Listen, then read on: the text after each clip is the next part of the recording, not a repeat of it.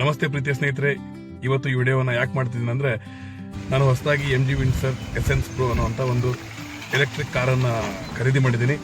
ಇದನ್ನು ನಿಮ್ಮ ಹತ್ರ ಹೇಳ್ಕೊಂಡು ಸಂತೋಷವನ್ನು ವ್ಯಕ್ತಪಡಿಸೋದಕ್ಕೋಸ್ಕರ ಈ ವಿಡಿಯೋ ಮಾಡಿದ್ದೀನಿ ಸ್ನೇಹಿತರೆ. ಯಾಕಂದರೆ ನಾನು ಪಡೆದುಕೊಳ್ಳುವಂಥ ಚಿಕ್ಕ ಯಶಸ್ಸಿನಲ್ಲೂ ಸಹ ನನಗಿಂತ ಹೆಚ್ಚಿಗೆ ಸಂಭ್ರಮಿಸುವಂಥ ಸ್ನೇಹಿತರಿದ್ದಾರೆ. ಹಾಗಾಗಿ ಅವರಿಗೋಸ್ಕರ ಈ ವಿಡಿಯೋ. ನಿಮಗೆ ಒಂದು ಪ್ರಶ್ನೆ ಬರ್ಬೋದು, ಅಲ್ಲ ಗುರು ಯಾಕೆ ಎಲೆಕ್ಟ್ರಿಕ್ ವೆಹಿಕಲ್ಗೆ ಹೋಗ್ಬಿಟ್ಟೆ ಅಂತ. ಸ್ನೇಹಿತರೆ, ಎಲೆಕ್ಟ್ರಿಕ್ ವೆಹಿಕಲ್ಗೆ ಯಾಕೆ ಹೋದೆ, ಜೊತೆಗೆ MG ವಿನ್ಸರ್ಗೆ ಯಾಕೆ ಬಂದೆ ಅಂದರೆ, ಈ ಎಲೆಕ್ಟ್ರಿಕ್ ವೆಹಿಕಲ್ಗೆ ತೊಂದರೆ 3 ಹೇಳ್ತಾರೆ ಜನ. ಒಂದು, ಬೆಂಕಿ ಹತ್ತವಂತೆ, ಅಂದರೆ ಬೆಂಕಿ ಹತ್ತವೆ. ಎರಡನೇದು, ಬ್ಯಾಟ್ರಿ ಹಾಳಾದರೆ ಲಕ್ಷಗಟ್ಟಲೆ ದುಡ್ಡು. ಮೂರನೇದು, ರೀಸೇಲ್ ವ್ಯಾಲ್ಯೂ ಇಲ್ಲ. ಸ್ನೇಹಿತರೆ, ನಾನು ಇದನ್ನ ಹೇಳ್ತೀನಿ, ಈ 3ಕ್ಕೂ ರೀಸನ್ ಹೇಳ್ಬಿಡ್ತೀನಿ ಯಾಕೆ ಅದನ್ನ ತಗೊಂಡೆ ಅಂತ ನಿಮಗೆ ಗೊತ್ತಾಗುತ್ತೆ.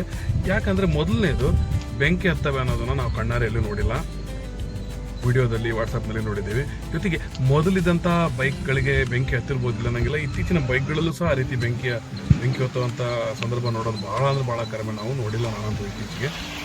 ಅದನ್ನು ಬಿಟ್ಟು ಈ ಕಾರ್ಗಳಲ್ಲಂತೂ ಭಾಳ ಅಂದರೆ ಭಾಳ ಮೊದಲಿಗಿಂತ ಈ ಟೆಕ್ನಾಲಜಿ ಆಗಿ ಸೇಫ್ಟಿಗೆ ಅಂದರೆ ಸುರಕ್ಷತೆಗೆ ಭಾಳ ಅಂದರೆ ಭಾಳ ಪ್ರಾಮುಖ್ಯತೆ ಕೊಟ್ಟು ಕಾರ್ಗಳನ್ನು ರೆಡಿ ಮಾಡ್ತಿದ್ದಾರೆ. ಇತ್ತೀಚೆಗೆ ಬೈಕ್ಗಳನ್ನು ನೋಡಿ ನೀವು, ಮೊಪೆಡ್ ನೋಡಿ, ಎಲೆಕ್ಟ್ರಿಕ್ ಮೊಪೆಡ್ ಭಾಳ ಅಂದರೆ ಭಾಳ ಸೇಫ್ಟಿಗೆ ಒತ್ತು ಕೊಡ್ತಾ ಇದ್ದಾರೆ. ಹಾಗಾಗಿ ಮೊದಲಿನಕ್ಕಿಂತ ಕಾರುಗಳು ಭಾಳ ಅಂದರೆ ಭಾಳ ಸೇಫ್ಟಿ ಆಗಿದ್ದಾವೆ. ಜೊತೆಗೆ ಯೋಚನೆ ಮಾಡಿ, ಪೆಟ್ರೋಲ್ಗೆ ಬೆಂಕಿ ಹತ್ತೋ ಸಾಧ್ಯತೆ ಹೆಚ್ಚಿಗೆನೋ ಎಲೆಕ್ಟ್ರಿಕ್ ಪೆಟ್ರೋಲ್ ಕಾರಿಗೆ ನಾವು ಹೆದರಲ್ಲ. ಯಾಕಂದ್ರೆ ಮೊದಲಿಂದ ನಮ್ಮ ತಲೆಯಲ್ಲಿ ಇದೆ ಏನಾಗಲ್ಲ ಅನ್ನಂಗೆ. ಅದನ್ನೆಲ್ಲ ನೋಡಿ ನೋಡಿ ನೋಡಿ ನೋಡಿ ನಮ್ಮ ಮನಸ್ಸಿಗೆ ಅದು ನಿರ್ಧಾರ ಆಗಿಬಿಟ್ಟಿದೆ ಏನಾಗಲ್ಲ ಅಂತ. ಅದೇ ಪೆಟ್ರೋಲ್ ಬಿಟ್ಟು ನಾವೇನಾದರೂ ಎಲೆಕ್ಟ್ರಿಕ್ ಬಂದರೆ ನಮಗೆ ಭಯ ಆಗುತ್ತೆ, ಯಾಕಂದರೆ ಏನಾರು ಆಗ್ಬಿಟ್ರೆ ಹಂಗೆ ಅಂತ. ಹಾಗಾಗಿ ಇದರಲ್ಲಿ ಸೇಫ್ಟಿ ಹೆಚ್ಚಿಗೆ ಇದೆ. ಮುಖ್ಯವಾಗಿ 2 ರೀತಿಯ ಕೆಮಿಸ್ಟ್ರಿ ಇರ್ತವೆ ನಾವು ಇತ್ತೀಚೆಗೆ ನೋಡ್ತಿರೋದ್ರಲ್ಲಿ. ಏನಂದ್ರೆ, ಒಂದೇದು NMC ಬ್ಯಾಟ್ರಿ, ಇನ್ನೊಂದು LFP ಬ್ಯಾಟ್ರಿ ಅಂತ. LFP ಬ್ಯಾಟ್ರಿ ಇರೋ ಕಾರನ್ನು ನಾನು ತಗೊಂಡಿದ್ದೀನಿ. ಯಾಕಂದ್ರೆ ಇದರಲ್ಲಿ ಬಹಳ ಎಕ್ಸ್ಟ್ರೀಮ್ ಕಂಡೀಷನ್, ಅಂದ್ರೆ ನಮಗೆ ಇದನ್ನ ವಿಪರೀತ ಆದಂತ ಸಿಚುವೇಶನ್ ಆದ್ರೂ ಸಹ ಇಲ್ಲಿ ಬೆಂಕಿ ಹತ್ತಲ್ಲ. ಬಹಳ ಎಕ್ಸ್ಟ್ರೀಮ್ ಸರ್, ಏನೋ ಆಗ್ಬಿಡ್ತಾನೆ ಕಡ್ರಿ, ಆದ್ರೂ ಹೊಗೆ ಬರ್ಬೋದಷ್ಟೇ. ಅದನ್ನ ಬಿಟ್ಟು ಅದೇ NMC ಬ್ಯಾಟ್ರಿಯಲ್ಲಿ ಆ ರೀತಿ ಆಗೋ ಸಾಧ್ಯತೆ ಇರುತ್ತೆ, ಬೆಂಕಿ ಹತ್ತೋ ಸಾಧ್ಯತೆ. ಹಾಗಾಗಿ NMC ಬ್ಯಾಟ್ರಿಯಲ್ಲಿ ಸಹ ಬೆಂಕಿ ಹತ್ತಿರೋದು ನೋಡಿಲ್ಲ. ಅದಕ್ಕೂ ಸಹ ಟೆಕ್ನಾಲಜಿಯನ್ನು ಡೆವಲಪ್ ಮಾಡಿ ಅದನ್ನೆಲ್ಲ ನೋಡಿ ಒಳ್ಳೆ ರೀತಿಯಿಂದ ತಯಾರು ಮಾಡಿರ್ತಾರೆ. ಅಲ್ಲಿ ಏನು ಬೆಂಕಿ ಹತ್ತಿರೋಂಥ ಉದಾಹರಣೆ ನಾನು ನೋಡಿಲ್ಲ. ಬಟ್ ನಾನು ಹೇಳ್ತಿರೋದು, ಆದ್ರೆ ಇದರಲ್ಲಿ ನಮ್ಮ ಕಾರ್ನಲ್ಲಿ ಬೆಂಕಿ ಹತ್ತೋ ಸಾಧ್ಯತೆನೇ ಇಲ್ಲ. ಹಂಗಾಗಿ ಒಂದೇದು, ನಿಮಗೂ ಸಹ ಏನೋ ಹೆದರಿಕೆ. ಹಾಗಾಗಿ ಯಾವ ರೀತಿ ಕಾರಲ್ಲಿ ಕುತ್ಕೊಂಡು ಮಾಡಿದಾರಲ್ಲ, ಯಾವ ರೀತಿ ಕಾರ್ ಅಂದ್ರೆ ಎಂಥ ಕಾರ್ ತಗೊಂಡಿದಾರಲ್ಲ ಅಂತ ಅನ್ಕೊಂಡು ಹೋಗ್ಬೇಡಿ. ಜೊತೆಗೆ ಎರಡನೇದು, ಬ್ಯಾಟ್ರಿ ಹಾಳಾಗ್ಬಿಟ್ರೆ ಹೆಂಗೆ ಅಂತ ಬಹಳ ಜನ ಕೇಳ್ತಾರೆ. ಸ್ನೇಹಿತರೆ, ಇದರಲ್ಲಿ ಲೈಫ್ ಟೈಮ್ ವ್ಯಾರಂಟಿ ಇದೆ, ನಾನು ಯಾಕೆ ತಲೆ ಕಟ್ಸ್ಕೋಬೇಕು. ಮೂರನೇದು, ರೀಸೇಲ್ ವ್ಯಾಲ್ಯೂ ಇಲ್ಲ ಅಂತ. ಸ್ನೇಹಿತರೆ, ಮೊದಲು ಈ ಕಾರನ್ನ ಯಾರು ತಗೊಂತಿದ್ದಿಲ್ಲ ರೀಸೇಲ್ಗೆ.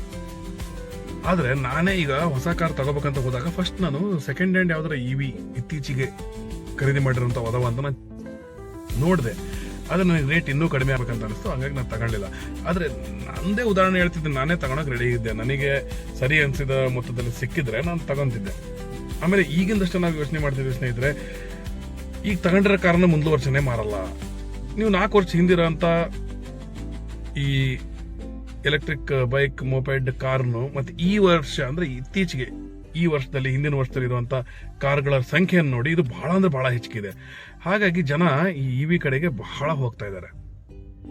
ಹಾಗಾಗಿ ಜನ ಬಹಳ EV ಕಡೆಗೆ ಹೋದಂಗೆಲ್ಲ ಆಟೋಮ್ಯಾಟಿಕಲಿ EVಗೆ ರೇಟ್ ಹೆಚ್ಚಿಗೆ ಬಂದೇ ಬರುತ್ತೆ. ನಾವು ಕಾರ್ ತಗೊಳೋದು 1 ವರ್ಷ 2 ವರ್ಷಕ್ಕಲ್ಲ. ಒಂದು ಮೊಬೈಲ್ ಫೋನ್ ತಗೊಂಡ್ರೆ ಅಪ್ಡೇಟೆಡ್ ಆಗಿರ್ಬೇಕು, ಇನ್ನೊಂದು 4-5 ವರ್ಷ ಆದ್ರೂ ಅದು ಓಲ್ಡ್ ಅಂತ ಅನಿಸಬಾರ್ದು, ಅಷ್ಟರ ಮಟ್ಟಿಗೆ ಫೀಚರ್ಸ್ ಇರ್ಬೇಕಂತೀವಿ. ಹಾಗಾಗಿ ಕಾರ್ ತಗೋಬೇಕಾದ್ರೆ ಇನ್ನೊಂದು 8-10 ವರ್ಷ ಆದ್ರೂ ಇದು ಮುಂದೆ ಅಡ್ವಾನ್ಸ್ಡ್ ಇರಬೇಕು ಅನ್ನೋದು ನಮ್ಮ ತಲೆಯಲ್ಲಿ ಇರಬೇಕು. ಹಾಗಾಗಿ ನಾನು ಈ ಕಾರ್ ತಗೊಂಡೆ. ಇನ್ನೊಂದು 8-10 ವರ್ಷ ಆದ ನಂತರ ಸಹ ಈ ಕಾರ್ಗೆ ಒಳ್ಳೆ ಬೆಲೆ ಇದ್ದೇ ಇರುತ್ತೆ. ಅವಾಗ ಇದಕ್ಕೆ ರೀಸೇಲ್ ವ್ಯಾಲ್ಯೂ ಈಗ ಎಷ್ಟಿದೆಯೋ ಅದಕ್ಕಿಂತ ಹೆಚ್ಚಿಗೆ ಇದ್ದೇ ಇರುತ್ತೆ. ಜೊತೆಗೆ ಈಗಿಂದ ಹೇಳಪ್ಪ ಗುರು, ಈಗಿಂದ ಹೇಳಪ್ಪ ಅಂದ್ರೆ, ನೀವು 3 ವರ್ಷದ ನಂತರ ಈ ಕಾರ್ನ ಮಾರ್ತೀನಂದ್ರೆ 60% ರೇಟ್ಗೆ ಕಂಪ್ನಿನೇ ಖರೀದಿ ಮಾಡುತ್ತೆ. ಅದಕ್ಕಿಂತ ಹೆಚ್ಚಿಗೆ ಯಾರು ತಗೊಂಡ್ರೆ ಕೊಟ್ಬಿಡ್ಬೋದು. ಅರ್ಥದ ಸ್ನೇಹಿತರೆ, ಹಾಗಾಗಿ ನಾವು ರೀಸೇಲ್ ವ್ಯಾಲ್ಯೂಗೂ ಸಹ ಹೆಚ್ಚು ಯೋಚನೆ ಮಾಡೋದು ಬೇಕಾಗಿಲ್ಲ. ಜೊತೆಗೆ ಇನ್ನೊಂದು ಏನು ಇಷ್ಟ ಆಯ್ತು ಅಂದ್ರೆ, ಇದರಲ್ಲಿ ಸ್ಪೇಸ್. ನೀವು ಮುಂದ್ಗಡೆ ನೋಡಿ, ಡ್ರೈವರ್ ಮುಂದ್ಗಡೆ ಇಷ್ಟೊಂದು ಸ್ಪೇಸು, ಹಿಂದ್ಗಡೆ ನಾನು ಇಲ್ಲಿ ಅಷ್ಟು ಕ್ಲೀನ್ ಮಾಡಿಲ್ಲ, ಸೀಟ್ ಜೊತೆಗೆ ಸೀಟ್ ಮುಂದ್ಗಡೆ ಸಹ ಯಾರಾದ್ರೂ ಮಕ್ಕೊಂಡ್ಬಿಡ್ಬೋದು, ಅಷ್ಟರ ಮಟ್ಟಿಗೆ ಸ್ಪೇಸ್ ಇದೆ. ಡಿಕ್ಕಿ ಸ್ಪೇಸ್ ಇದೆ. ಜೊತೆಗೆ ಇಲ್ಲಿ ಕುತ್ಕೊಂಡಿದ್ದೀನಲ್ಲ, ಕುತ್ಕೊಂಡಿರೋ ಸೀಟ್, ಈ ಸೀಟ್ ಮತ್ತೆ ಡ್ರೈವರ್ ಪಕ್ಕದ ಸೀಟ್ ನಲ್ಲಿ AC ಬರುತ್ತೆ. ಅಂದ್ರೆ ವೆಂಟಿಲೇಟೆಡ್ ಸೀಟ್ಸ್ ಅಂತಾರೆ, ಆ ರೀತಿ ಇದೆ. ಜೊತೆಗೆ ಇಲ್ಲಿ ಅಡಾಸ್ ಇದೆ. ಅಡಾಸ್ ಲೆವೆಲ್ 2 ಅಂದ್ರೆ ಇದು ಆಟೋಮೆಟ್ರಿಕ್ ಡ್ರೈವರ್ ಅಸಿಸ್ಟೆಂಟ್ ಸಿಸ್ಟಮ್, ಅಂದ್ರೆ ಡ್ರೈವರ್ಗೆ ಸಹಾಯ ಮಾಡುವಂತ ಸಿಸ್ಟಮ್, ಆಟೋಮೆಟಿಕ್ ಡ್ರೈವಿಂಗ್ ಇದೆ.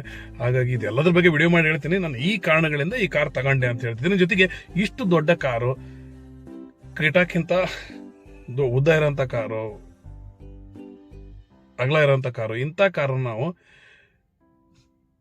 ಬರೀ ಇದಕ್ಕಿಂತ ಸ್ವಲ್ಪ ಸೈಜ್ ಕಡಿಮೆ ಇರೋ ಕಾರು, ಪೆಟ್ರೋಲ್ ಇರೋ ಕಾರ್ ತಗೊಂಡ್ರು ಸಹ ನಾವು ಇದಕ್ಕಿಂತ ಹೆಚ್ಚಿಗೆ ದುಡ್ಡು ಕೊಡ್ಬೇಕಾಗುತ್ತೆ. ಇಷ್ಟಕ್ಕೊಂದೆಲ್ಲ ಫೀಚರ್ಸ್ ಇತ್ತಂದ್ರೆ ಅಂಥದ್ರಲ್ಲಿ ಅಷ್ಟು ಕಡಿಮೆ ರೇಟಿಗೆ ₹1 ಕಡಿಮೆ ವೆಚ್ಚದಲ್ಲಿ 1 ಕಿಲೋಮೀಟರ್ ನಮ್ಮನ್ನ ಕರ್ಕೊಂಡು ಹೋಗುವಂತ ಈ ಕಾರ್ಗೆ ಇಷ್ಟು ದುಡ್ಡು ಕೊಟ್ರೆ ಏನು ತಪ್ಪಿಲ್ಲ ಅನಿಸ್ತು. ಹಂಗಾಗಿ ಈ ಕಾರ್ ತಗೊಂಡೆ. ಇನ್ನೂ ಹೆಚ್ಚು ವಿಡಿಯೋಗಳನ್ನ ಮಾಡ್ತಾ ಹೋಗ್ಬೇಕು ಈ ಟಾಪಿಕ್ಸ್ ಮೇಲೆ. ಅಂದ್ರೆ ನನಗೆ ತಮ್ಮ ಪ್ರೋತ್ಸಾಹ, ತಾವು ವಿಡಿಯೋಗಳನ್ನ ಶೇರ್ ಮಾಡೋದು, ಲೈಕ್ ಮಾಡೋದು, ಕೆಳಗಡೆ ಕಾಮೆಂಟ್ಸ್ ಬರೆಯೋದು ಬಹಳ ಅಂದ್ರೆ ಬಹಳ ಮುಖ್ಯ. ಹಾಗಾಗಿ ಅವನ್ನೆಲ್ಲ ತಾವು ಮಾಡ್ತೀರಿ ಅಂತ ನಂಬ್ಕೊಂಡಿದ್ದೀನಿ. ಜೊತೆಗೆ ಈ ಕಾರ್ ತಗೋಬೇಕಂದಾಗ ನನಗೆ ಒಂದೇ ಸಲಕ್ಕೆ ನನಗೇನು ಗೊತ್ತಾಗ್ಲಿಲ್ಲ. ಏನು ಮಾಡಿದೆ ನಿಧಾನಕ್ಕೆ ಇದ್ರ ಬಗ್ಗೆ, ಈಗ ಸೆಡಾನ್ ಅಂದ್ರೆ ಏನು, ಹ್ಯಾಚ್ ಬ್ಯಾಕ್ ಅಂದ್ರೆ ಏನು, SUV ಅಂದ್ರೆ ಏನು, CUV ಅಂದ್ರೆ ಏನು, MPV ಅಂದ್ರೆ ನೀವು ಏನು ಗೊತ್ತಾಯ್ತಿಲ್ಲ ನನಗೆ. ಜೊತೆಗೆ ಕಾರ್, ಎಲೆಕ್ಟ್ರಿಕ್ ಕಾರ್ನಲ್ಲಿ ಏನು ಸ್ಪೆಷಾಲಿಟಿ ಏನು, ಅದರಲ್ಲಿ ಏನು ನೆಗೆಟಿವ್ ಏನು, CNG ಕಾರ್ನಲ್ಲಿ ಪ್ಲಸ್ ಏನು ಮೈನಸ್ ಏನು, ಡೀಸೆಲ್ ಕಾರ್ನಲ್ಲಿ ಪ್ಲಸ್ ಏನು ಮೈನಸ್ ಏನು, ಜೊತೆಗೆ ಕಾರ್ ಪರ್ಚೇಸ್ ಮಾಡಬೇಕಾದ್ರೆ ನಮಗೆ ಎಲ್ಲೆಲ್ಲಿ ಮೋಸ ಆಗ್ತವೆ, ಎಷ್ಟು ದುಡ್ಡನ್ನು ಉಳಿಸ್ಬೋದು, ಈ ರೀತಿ ಅನೇಕ ವಿಚಾರಗಳು ತಿಳ್ಕೊಂತ ಹೋದೆ. ಅವೆಲ್ಲವನ್ನೂ ಸಹ ನಿಮ್ಮ ಜೊತೆ ನಾನು ಶೇರ್ ಮಾಡ್ತೀನಿ. ಇಲ್ಲಿವರೆಗೆ ನೋಡೋದಕ್ಕೆ ಧನ್ಯವಾದಗಳು. ನಿಮಗೆ ನನ್ನ ಕಾರ್ ಹೆಂಗಸ್ತು ಏನು ದಯವಿಟ್ಟು ಕಮೆಂಟ್ ಬಾಕ್ಸ್ನಲ್ಲಿ ಕಮೆಂಟ್ ಹಾಕಿ. ಧನ್ಯವಾದಗಳು.